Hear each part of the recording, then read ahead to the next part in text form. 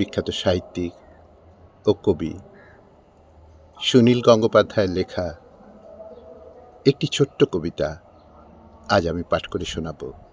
কবিতা জনম দুঃখিনী। শুরু করছি। যতদিন ছিলে তুমি পরাধীন, ততদিন ছিলে তুমি সবার জননী। এখন তোমাকে আর মা বলে ডাকে না কেউ, লেখে না তোমার নামে কবিতা, বুক মজরানো সেই সব সুরের গান গুপ্ত কুঠুরিতে। মৃদু মোমের আলোর সামনে আবেগের মাতামাতি।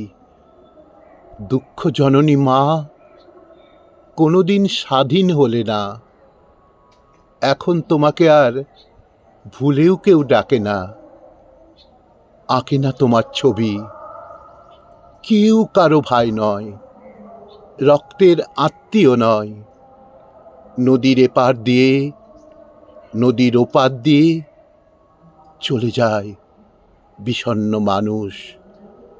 নদীর এপার দিয়ে, নদীর ওপার দিয়ে চলে যায় বিষণ্ণ মানুষ।